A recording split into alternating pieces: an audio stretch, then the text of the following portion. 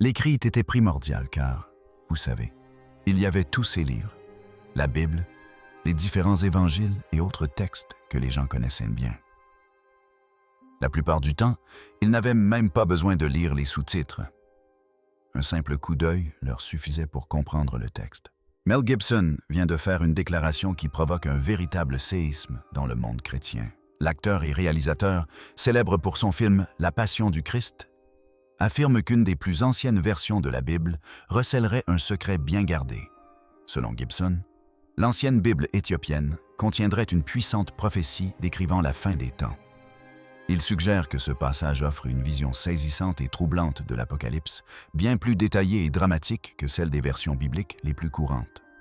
Ce qui rend cette affirmation encore plus controversée, c'est l'hypothèse que ces écrits aient pu être omis ou retirés des recueils bibliques ultérieurs. Si cela s'avère vrai, cela soulève des questions complexes pour les historiens et les exégètes bibliques.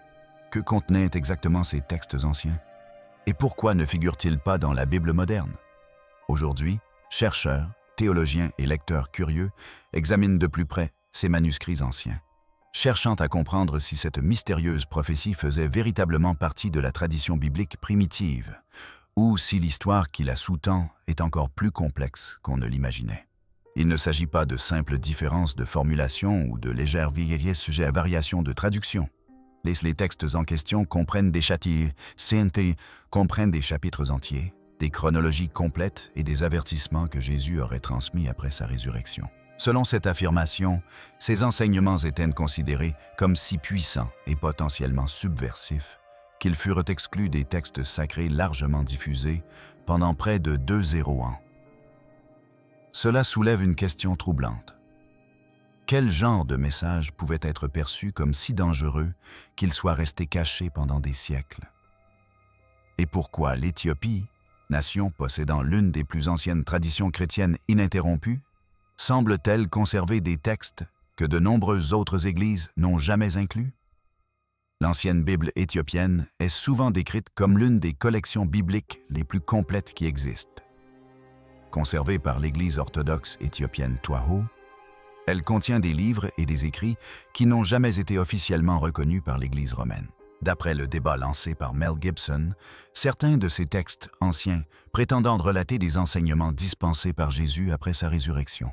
Des enseignements qui contiendraient des avertissements détaillés sur la fin des temps de l'humanité. Les partisans de cette théorie affirment que ces descriptions vont bien au-delà de ce que la plupart des lecteurs connaissent du livre de l'Apocalypse. Pendant près de 200 ans, le récit transmis par la majorité des chrétiens est resté globalement inchangé. Jésus est ressuscité, est apparu à ses disciples et a laissé un message d'espoir et de salut. Mais certains chercheurs pensent que les écrits anciens conservés en Éthiopie suggèrent un récit plus profond et plus complexe, un récit que beaucoup d'Occidentaux n'ont jamais entendu auparavant. La question de savoir si ces textes révèlent véritablement des enseignements oubliés ou s'ils représentent simplement différentes traditions chrétiennes primitives fait encore débat. Mais cette discussion a relancé une question historique fascinante. Quelle part du message chrétien originel a été préservée et quelle part reste encore à redécouvrir? Pendant des générations, ces écrits anciens ont été conservés par des moines éthiopiens qui recopiaient soigneusement chaque page à la main. Ils croyaient que ces textes portaient des enseignements qui ne devaient jamais disparaître avec le temps. À leurs yeux, les paroles de Jésus étaient trop importantes pour risquer de les perdre, en particulier les passages qui parlaient non pas de réconfort, mais d'avertissement. Selon ces anciens manuscrits, Jésus n'a pas quitté la terre après sa résurrection sans donner à ses disciples des enseignements plus profonds. Les textes affirment qu'avant son ascension au ciel, il a partagé des révélations détaillées sur ce qui attendait l'humanité.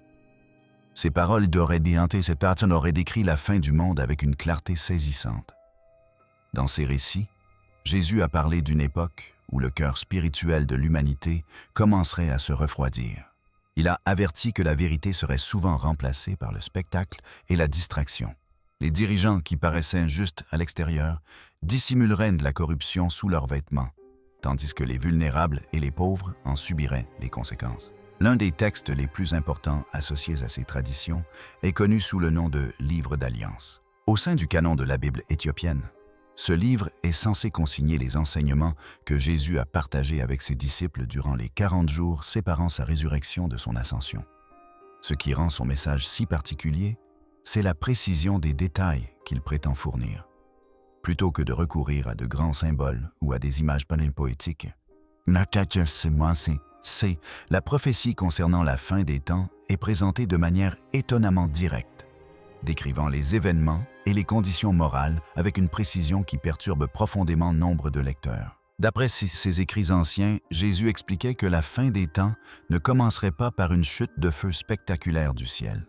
Elle débuterait plutôt insidieusement par l'extinction progressive de la conscience humaine. Il décrivait une génération future qui reconnaîtrait encore son nom, mais qui ne comprendrait plus véritablement son message. On continuerait à bâtir de grandes églises et cathédrales, mais spirituellement, quelque chose d'essentiel manquerait déjà. Dans ces récits, Jésus avertissait que la tromperie ne viendrait pas seulement de contrées lointaines. Il affirma que de faux enseignants surgiraient dans des institutions même érigées en son honneur. Ils parleraient avec ferveur du ciel tout en concentrant leurs efforts sur l'acquisition de pouvoir et d'influence sur terre. Il avertit que si son nom était utilisé pour défendre la violence, justifier la cupidité ou faire taire la souffrance des pauvres, ce serait le signe qu'un moment critique de l'histoire approche. La prophétie évoque ensuite les bouleversements du monde naturel. Jésus aurait parlé de tremblements de terre, d'inondations et de phénomènes célestes inhabituels, des événements qui déconcerteraient même les observateurs les plus avertis. Mais dans le texte, il explique que ces événements ne doivent pas être perçus comme de simples punitions. Ils sont plutôt décrits comme des signaux, des prémices d'une profonde transition. Il les compare aux douleurs qui précèdent la naissance de quelque chose de nouveau. La terre elle-même, suggère-t-il, semblera trembler et gémir, comme si la création pressentait ce qui l'attend, même lorsque ses habitants l'auront oublié. De nombreux lecteurs trouvent aujourd'hui ces avertissements d'une pertinence frappante pour notre époque. Dans la Bible éthiopienne, un passage décrit Jésus regardant droit dans les yeux ses disciples et leur disant de ne pas craindre les tremblements de terre. Il les exhorte plutôt à craindre quelque chose de bien plus dangereux: l'indifférence des cœurs devenus complètement froids. Un autre texte éthiopien ancien, le Douskalia Apostolum, développe également ces thèmes, apportant un éclairage nouveau sur les avertissements et les prophéties relatifs à la fin des temps. Ces écrits décrivent aussi un avertissement important que Jésus aurait adressé à ses disciples concernant un ultime système de pouvoir mondial. Selon ce texte, cet empire ne régnerait pas par la force brute ni par des chaînes visibles. Ce serait en revanche beaucoup plus subtil. La plupart des gens y vivraient sans jamais se rendre compte qu'ils sont piégés. Dans cette vision, le système maintient son emprise non par la peur, mais par le confort. On offre aux gens nourriture, divertissement et un sentiment de sécurité présenté comme la liberté. Pourtant, le message du texte suggère qu'il se passe quelque chose de plus profond. Les écrits affirment que ceux qui reconnaissent cette réalité et choisissent malgré tout la compassion et la vérité seront véritablement bénis. Ceux qui continuent de chercher la vérité, même à une époque où le monde semble regorgé de réponses faciles et d'une abondance factice, sont décrits comme ceux qui persévéreront. Certains lecteurs pensent que si les prophéties de la fin des temps conservées dans la Bible éthiopienne étaient largement étudiées, elles pourraient remettre en question nombre d'idées reçues sur les derniers jours. Cela soulève une question encore plus importante. Quels autres avertissements ou enseignements pourraient encore se cacher dans d'anciens textes religieux que peu de gens ont explorés? Ces mêmes écrits offrent également une vision saisissante de ce que pourraient être les derniers jours du point de vue de ceux qui les vivent. Selon ces passages, Jésus affirme qu'à la fin des temps, son message ressurgira, mais non pas des lieux de pouvoir ou d'influence. Elle viendra plutôt de voies inattendues, des déserts, des prisons et de ceux que le monde a oubliés.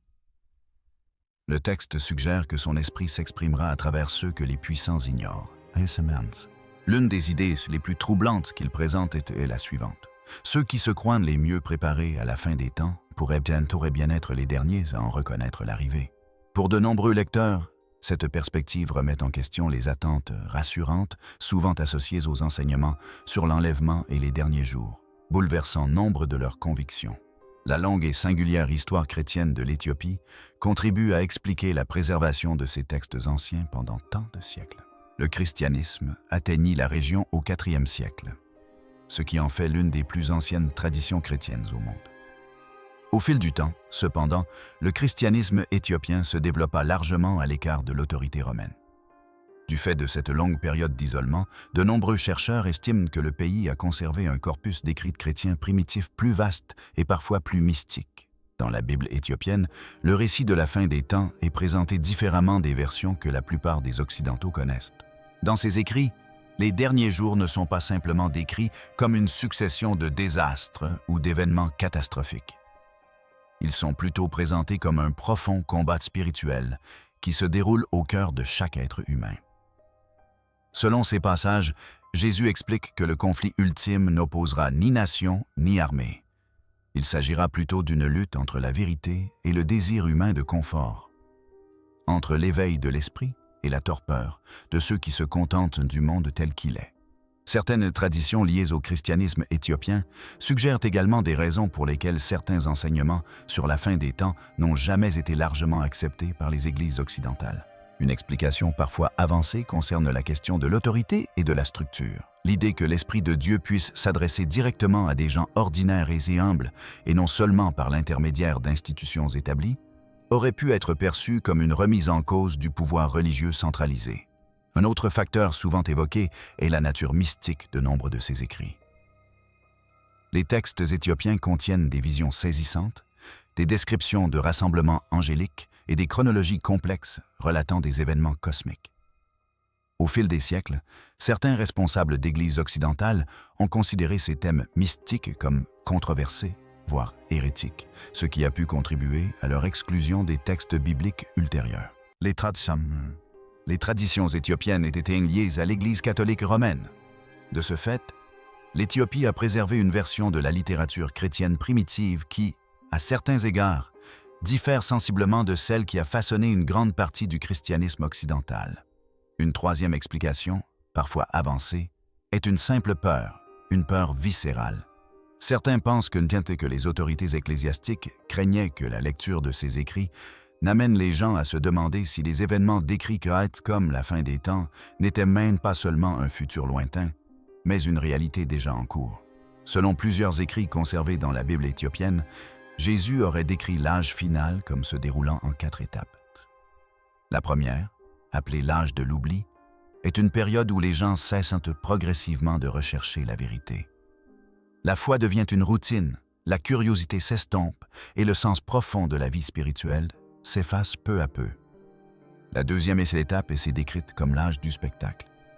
Durant cette période, le bruit incessant, la distraction et le divertissement commencent à remplacer la sagesse et la réflexion. Les gens sont tellement submergés de stimulation que la vérité, même la plus profonde, est facilement négligée. La troisième étape est connue comme l'ère du faux berger. Les écrits mettant alors en garde contre les dirigeants qui prétendent parler au nom de Dieu, mais qui utilisent la religion pour asseoir leur pouvoir ou leur emprise. Au lieu de guider les gens vers la vérité, ils manipulent les croyances à leur propre fin. La quatrième et dernière étape est ce que le texte appelle le grand silence. Il ne s'agit pas d'un silence paisible, mais d'un silence spirituel. Il décrit un moment où le lien entre le ciel et la terre semble si ténu que même ceux qui cherchent sincèrement Dieu peinent à percevoir sa présence. Pourtant, ces écrits affirment aussi qu'au plus profond de ce silence, juste avant que tout ne paraisse perdu, quelque chose change. Jésus parle d'un feu qui revient sur terre, non pour la détruire, mais pour la réveiller une dernière fois. Malgré la gravité de ces avertissements, les textes éthiopiens sur la fin des temps s'achèvent sur un message étonnamment porteur d'espoir. Dans un passage, Jésus déclare que la fin n'est pas la fin de la vie elle-même, mais la fin de l'illusion.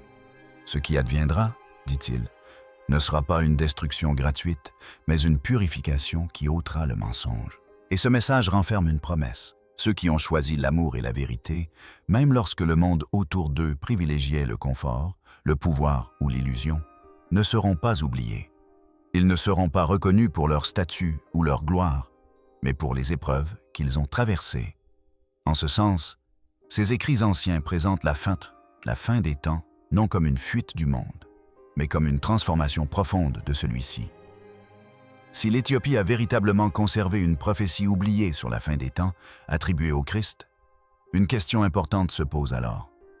Quels avertissements ces textes anciens prétendent-ils révéler sur le monde dans lequel nous vivons aujourd'hui? Selon certaines interprétations de la Bible éthiopienne, les enseignements relatifs aux derniers jours vont bien au-delà des descriptions familières du livre de l'Apocalypse. Plutôt que de présenter de simples visions symboliques, ces écrits décrivent un récit spirituel plus détaillé des signes qui apparaîtront avant la fin des temps. Le texte suggère que les véritables signes de la fin des temps ne sont pas seulement des événements cosmiques, mais aussi des transformations intérieures. Des moments où l'âme humaine est forcée d'affronter la vérité, l'illusion et les choix que font les individus quant à leur mode de vie. Selon certaines traditions liées au christianisme éthiopien, après sa résurrection, Jésus aurait partagé des enseignements plus profonds avec ses disciples.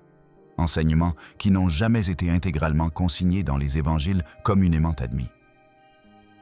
Pendant des siècles, les moines éthiopiens auraient précieusement conservé ces écrits, convaincus qu'ils recelaient une importante clé spirituelle pour comprendre la fin des temps. Dans ces récits, Jésus explique que beaucoup interpréteront mal les signes de la fin des temps. Au lieu de reconnaître les changements qui s'opèrent dans les comportements et les valeurs humaines, les gens chercheront des signes spectaculaires dans le ciel ou des événements catastrophiques.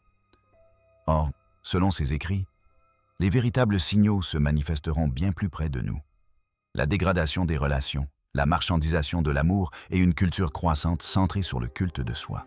Un passage suggère que lorsqu'une génération commence à se créer des idoles à son image, elle se trouve peut-être à un tournant décisif de l'histoire. Pour nombre de lecteurs contemporains, cette idée résonne étrangement familier à l'ère des selfies, du marketing personnel et des identités numériques construites par les algorithmes et les réseaux sociaux. De ce fait, ces avertissements anciens peuvent apparaître moins comme une prophétie lointaine que comme un miroir reflétant les défis du monde actuel. Selon certains écrits éthiopiens anciens, Jésus a parlé d'une ère future qu'il semblait pressentir bien avant son avènement. Ces textes suggèrent qu'il a décrit les conditions spirituelles de cette époque avec une clarté remarquable. Un autre passage des enseignements sur la fin des temps, conservé dans la Bible éthiopienne, évoque ce que l'on appelle les deux récoltes. L'idée est que, dans les derniers temps, deux forces puissantes se développeront de concert, une obscurité grandissante et un puissant éveil. Cette vision ne décrit pas un monde qui s'améliore progressivement, mais plutôt un monde tiraillé entre deux forces opposées. Comme le décrit la prophétie, les ténèbres s'intensifieront, mais la lumière gagnera aussi en force. L'espace intermédiaire, cette zone grise confortable où règnent la neutralité et l'indifférence, disparaîtra peu à peu. Dans cet enseignement, Jésus annonce à ses disciples qu'un temps viendra où nul ne pourra plus demeurer dans cette zone grise. Chacun, suggère le texte, sera un jour confronté à un choix crucial concernant ses véritables convictions. Avant son ascension, ces écrits rapportent que Jésus a partagé ce qu'ils appellent les 7 sceaux du cœur. Contrairement aux sceaux cosmiques et spectaculaires décrits dans le livre de l'Apocalypse, ces sceaux sont profondément personnels. Ils représentent les barrières intérieures qui empêchent l'éveil spirituel complet. Le premier sceau est celui du confort, la tendance à éviter les vérités susceptibles de perturber notre sentiment de sécurité. Le deuxième est celui de l'orgueil, la conviction que notre compréhension est déjà complète et que nous n'avons plus rien à apprendre. Le troisième est celui de la peur, lorsque le désir de sécurité l'emporte sur la recherche de la vérité. Le quatrième est celui de la distraction, qui consiste à remplir chaque instant de bruit ou d'activité, empêchant ainsi toute réflexion profonde et toute voix intérieure de se faire entendre. Le cinquième est celui de la fausse communauté, qui consiste à ne fréquenter que des personnes confortant nos croyances. Le sixième sceau est celui de la fausse miséricorde, qui utilise des idées comme le pardon comme excuse pour éviter un véritable changement ou toute responsabilité. Et le septième sceau, décrit comme le plus dangereux, est celui de la religion vide. C'est alors que le langage sacré, Les rituels et les traditions servent à éviter d'affronter la réalité transformatrice et vivante de la foi elle-même. Selon ces écrits, lorsqu'une personne franchit les 7 sceaux intérieurs, un événement profond se produit. Elle n'attend plus de signes ni de miracles. Au contraire, elle participe activement à l'éveil qu'elle espérait voir. Pour de nombreux lecteurs, cette idée résonne particulièrement fort aujourd'hui, ce qui explique pourquoi certains pensent que ces enseignements anciens répondent directement aux défis de notre époque. Certains pensent que nous vivons une époque sans précédent. Un monde où le confort abonde, mais où règne une profonde agitation spirituelle. Un monde où le langage religieux est parfois instrumentalisé par les puissants. Un monde où des millions de personnes continuent de fréquenter les églises, mais où beaucoup ressentent en silence un profond vide intérieur. Malgré une connectivité sans précédent grâce à la technologie, un intense sentiment de solitude se fait souvent sentir. Au cœur des enseignements sur la fin des temps, tels que les conserve la Bible éthiopienne, se trouve une idée à la fois troublante et porteuse d'un profond espoir. Ces écrits laissent entendre que ce qui va arriver n'est pas la destruction du monde lui-même, mais la fin de la tromperie. Selon cette perspective, la fin réside en réalité dans l'effondrement des mensonges qui ont façonné la société humaine. Ceux qui acceptent de se libérer de ces illusions, qui brisent les barrières intérieures décrites dans la prophétie et choisissent entre la vérité et la compassion, sont censés jouer un rôle dans l'avenir, plutôt que de simplement survivre au changement. L'avenir. Ils deviennent l'une des raisons pour lesquelles le monde mérite encore d'être sauvé. Si ces anciennes traditions éthiopiennes conservent véritablement un message aussi puissant, une question fascinante se pose. L'Éthiopie elle-même était-elle censée être le lieu où ces enseignements étaient destinés à être protégés? L'histoire que la plupart des chrétiens connaissent est bien connue. Jésus a été trahi, a souffert et a été crucifié. Un sacrifice censé apporter le salut à l'humanité. Ce récit a été conté pendant des siècles dans les églises du monde entier, consigné dans la Bible, représenté dans des peintures et reflété dans des vitraux. Pourtant, une autre perspective, souvent méconnue des chrétiens, a été préservée depuis longtemps en Éthiopie. Certains manuscrits anciens conservés dans ces monastères affirment qu'avant de monter au ciel, Jésus a partagé un dernier message avec ses disciples. Une prophétie décrivant l'état spirituel du monde à la fin des temps. Parmi les érudits éthiopiens, cette tradition est parfois désignée comme la prophétie du dernier témoin. Contrairement aux interprétations plus nuancées de la fin des temps, ce récit aborde l'avenir avec franchise et gravité. Il s'attache à décrire avec une précision saisissante la génération qui vivra ces événements. L'histoire du christianisme en Éthiopie est également unique. L'Église orthodoxe éthiopienne Tewahedo, l'une des plus anciennes traditions chrétiennes au monde, fait remonter son héritage spirituel au personnage légendaire de Ménélik Ier, que la tradition éthiopienne considère comme le fils du roi Salomon et de la reine de Saba. Contrairement à la diffusion du christianisme à travers les empires politiques ailleurs dans le monde, la foi éthiopienne s'est développée principalement grâce à des pratiques spirituelles telles que la prière, le jeûne et la vie monastique. Dans d'anciens monastères, notamment à Libella et Aksum, les moines conservaient précieusement des rouleaux et des manuscrits sacrés. Nombre de ces textes étaient écrits en gouz, une langue ancienne qui demeure aujourd'hui encore partie intégrante de la tradition religieuse éthiopienne. Pendant des siècles, ces écrits furent recopiés à la main et conservés précieusement dans les monastères, attendant le jour où le reste du monde s'interrogerait enfin sur leur contenu. Ces textes anciens décrivent une vision de Jésus qui dépasse le simple message de salut personnel. Il y est aussi présenté comme délivrant un avertissement profond concernant l'avenir de l'humanité. Un avenir où la vérité elle-même pourrait un jour être rejetée, voire crucifiée par le monde. Dans cette version de la prophétie, Jésus annonce à ses disciples que le témoin ultime des derniers jours ne sera ni un ange ni un événement cosmique spectaculaire. Ce sera en réalité quelque chose de bien plus inattendu. Une génération de gens ordinaires qui se lèvera dans les ténèbres et refusera de se taire. Selon le texte, ces personnes ne seront pas célébrées par les puissants. Elles risquent d'être moquées, ignorées, voire écartées par les voix influentes.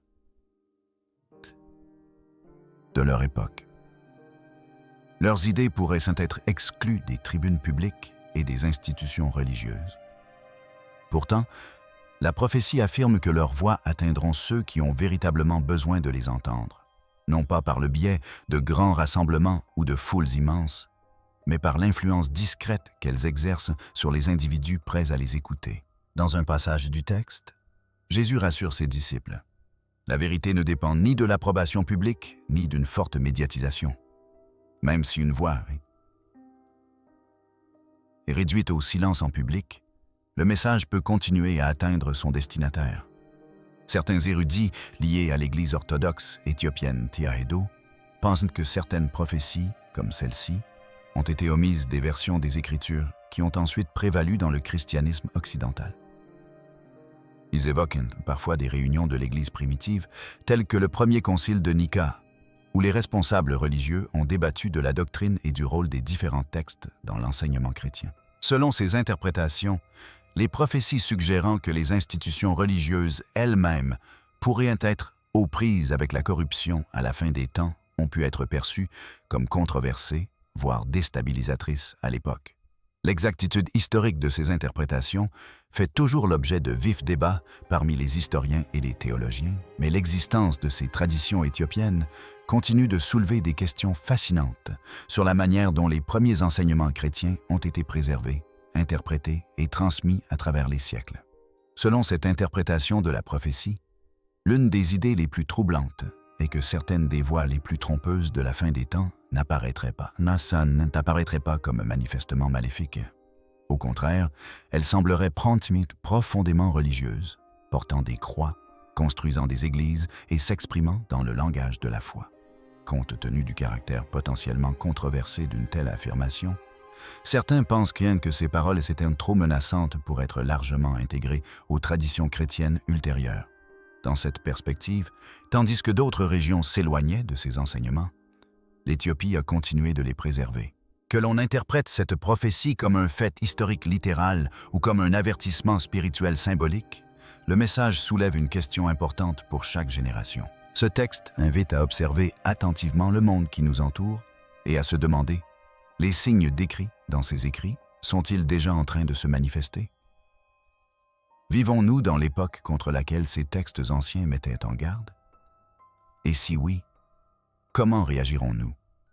En choisissant le confort des réponses faciles ou en empruntant le chemin plus difficile de la vérité? La tradition parfois appelée la prophétie du dernier témoin n'apparaît pas dans les Bibles les plus couramment utilisées dans le christianisme occidental. Pourtant, les thèmes qu'elle explore, la vérité, la tromperie, le courage et l'éveil spirituel, restent étonnamment pertinents aujourd'hui, comme un reflet des défis qui pourraient te faire la une de l'actualité demain.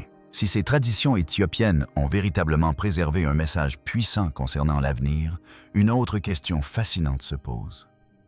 Pourquoi l'Éthiopie? L'Éthiopie se distingue comme l'une des plus anciennes civilisations du monde à avoir perduré sans interruption. Son histoire remonte à des milliers d'années et est profondément liée à des récits de foi, de persévérance et de force culturelle. Contrairement à de nombreuses autres nations africaines, l'Éthiopie a largement conservé son indépendance durant l'ère coloniale, ce qui lui a permis de préserver ses traditions, ses langues et ses anciens manuscrits religieux. Grâce à cette indépendance, l'Éthiopie a pu protéger ses textes sacrés et ses traditions historiques d'une manière que beaucoup d'autres régions n'ont pas pu. Dans ses monastères et ses églises, des générations d'érudits et de moines ont préservé des manuscrits copiés et étudiés pendant des siècles. Certaines traditions éthiopiennes relient même les origines de la nation à l'histoire biblique. Selon certains récits, les habitants font remonter leurs ancêtres à Cham, l'un des fils de Noé. Bien que ces traditions relèvent du patrimoine religieux plutôt que d'une histoire universellement acceptée, elles illustrent à quel point l'identité éthiopienne est profondément imbriquée dans les récits et les croyances du monde antique. De par sa longue et singulière histoire, l'Éthiopie est souvent perçue comme bien plus qu'une simple nation. Nombreux sont ceux qui la considèrent comme un lien vivant avec le monde biblique antique. Berceau d'une des plus anciennes civilisations de l'humanité, profondément marquée par la tradition spirituelle, La foi a toujours occupé une place centrale dans l'identité éthiopienne. Bien avant que le christianisme ne se répande largement en Europe, le message du Christ s'était déjà enraciné en Éthiopie. Les archives historiques attestent de l'implantation du christianisme dans le pays dès le IVe siècle. Contrairement à certaines régions du monde où la religion s'est propagée par l'expansion impériale, en Éthiopie, elle fut largement adoptée par le peuple et farouchement protégée comme partie intégrante de sa culture. Au VIe siècle, le voyageur Cosmos Indicopous visita la région et décrivit l'Éthiopie comme une nation chrétienne forte et profondément fervente. Dans ses écrits, il nota que les souverains éthiopiens accueillaient saint et souvent les chrétiens fuyant les persécutions dans d'autres pays, leur offrant un refuge que peu d'autres contrées acceptaient. Certaines traditions éthiopiennes affirment même que certaines communautés pratiquaient des formes de foi biblique depuis des millénaires. Bien que les historiens débattent encore des dates exactes, il ne fait aucun doute que l'Éthiopie abrite l'une des plus anciennes traditions chrétiennes continues au monde, préservée grâce à des siècles de dévotion et de résilience culturelle. L'Église éthiopienne conserve également l'une des versions les plus complètes de la Bible jamais préservée. La Bible du roi Jacques, largement utilisée en Occident, compte 66 livres. En comparaison, la Bible éthiopienne en compte 88. Parmi ces écrits supplémentaires figurent des textes anciens tels que le livre d'Hénoch et le livre des Jubilés, absents de la plupart des Bibles modernes. Nombre de ces manuscrits anciens ont été écrits en gaélique, une langue que peu de gens savent lire aujourd'hui. De ce fait, et en raison de l'isolement des monastères éthiopiens, ces écrits se sont restés largement inconnus pendant des siècles. Récemment, les commentaires de Mel Gibson ont ravivé l'intérêt pour la Bible éthiopienne. Elle existe selon deux traditions, un canon plus large d'environ 81 livres et un canon plus restreint d'environ 72 livres, reconnu officiellement plus tard par Haile Selassie. L'Éthiopie ayant préservé sa foi ancestrale et son indépendance, beaucoup la considèrent comme une gardienne des traditions chrétiennes primitives. Que pensez-vous de la Bible éthiopienne et de sa perspective sur la prophétie? N'hésitez pas à nous faire part de vos commentaires. Merci de votre attention.